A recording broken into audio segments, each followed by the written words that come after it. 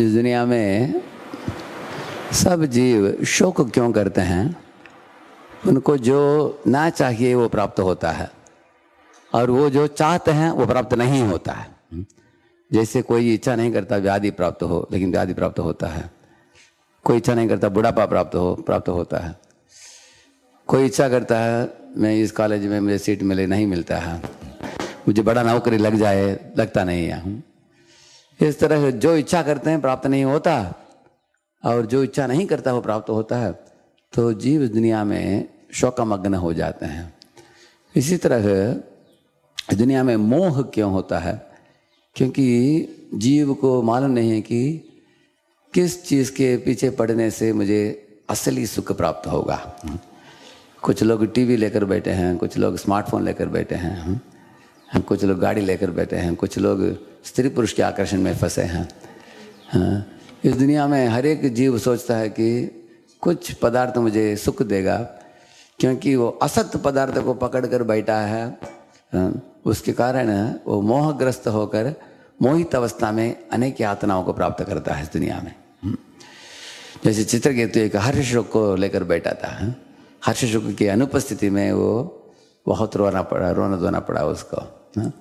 इस तरह भरत महाराज जी एक हिरण को लेकर बैठे थे और हिरण जब गुजर गया वो रोने लग गया ऐसे। इस तरह जीव किसी चीज़ के ऊपर मोहग्रस्त होकर इस दुनिया में पड़ा रहता है। उसको मालूम नहीं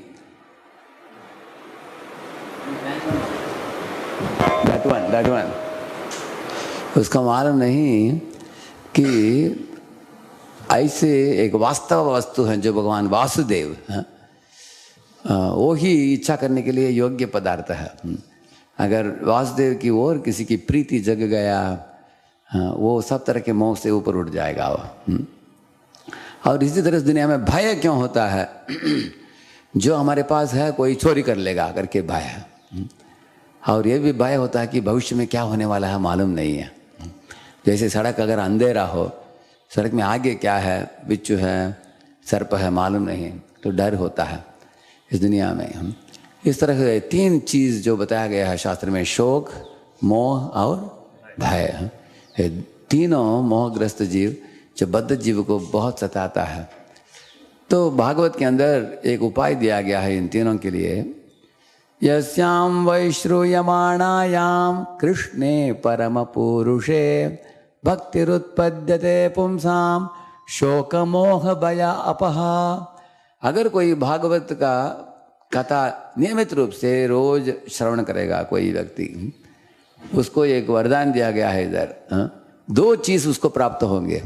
भगवान हरि के लिए भक्ति प्राप्त होगा और शोक मोह भय इत्यादि से पीड़ित जीव उन चीज़ों से मुक्त हो जाएगा।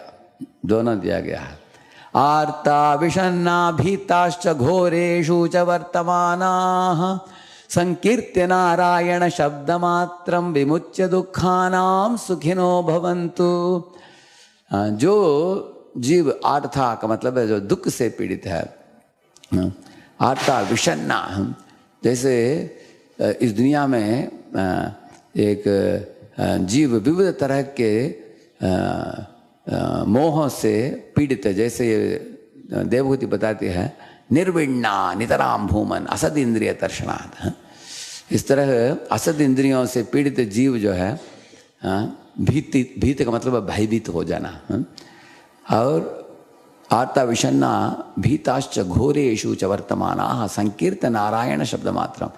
अगर वो संकीर्तन का लाभ उसको प्राप्त हो जाता है, किसी वैष्णव गुरु को मिलता है, वो नाम दे देते हैं, नाम को रटने का आदत उसको पड़ गया है जीव को, वो भाग्यशाली जीव है, क्योंकि उससे विमुच्य दुःखानां सुखिनो भवन्तु। इस तरह के सब दुखों से आसानी से वो जीव ऊपर उठ जाएगा। तो हम लोग नाम लेते समय ये बात याद रखना चाहिए कि परम दयालु अति कृपालु भगवान हरि का ही नाम है जो सर्व अमंगल हरे इति हरि। सब तरह के अमंगल को मिटाने वाले व्यक्ति का नाम है हरि।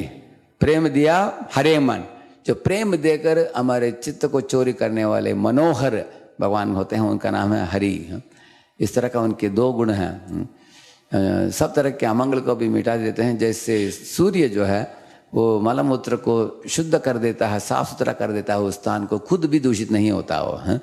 इस तरह भगवान हरि के अंदर क्षमता है हमारे सब पापों को, अहम त्वाम सर्व पापेभ्यो मोक्षयिष्यामि, उसका मिटा देने की क्षमता है उनमें, भगवान हरि में।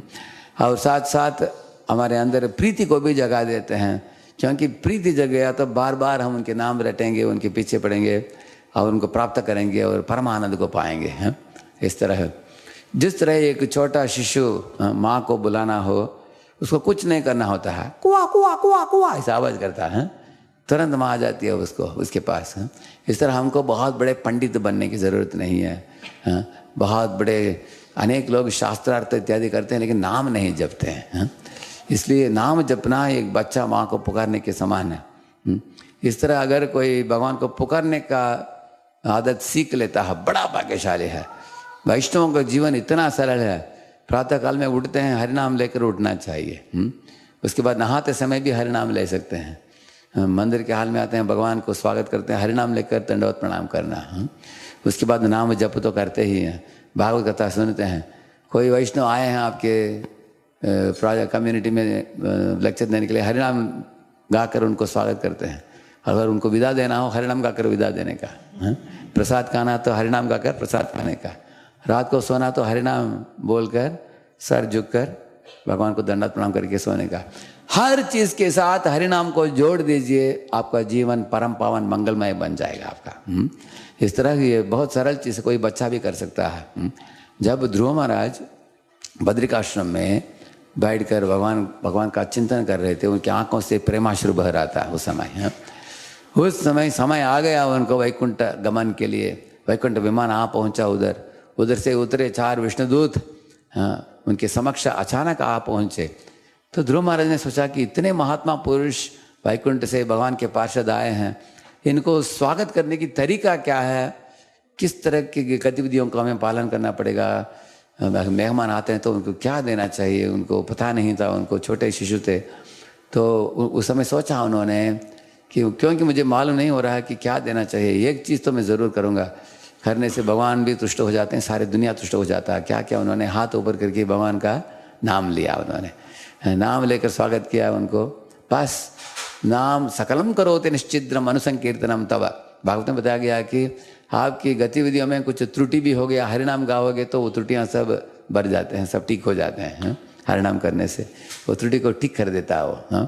इस तरह तो इस तरह हरिनाम की महिमा अनेक बार हम लोग जानते नहीं हैं, इसलिए हरिनाम करते करते सो जाते हैं। कभी हरिनाम करते करते मन भटकता है, क्योंकि मन सोचता है कि और कुछ चीज़ है इस दुनिया में ढूंढने के लिए। मूर्खता से मन इधर उधर भागता है।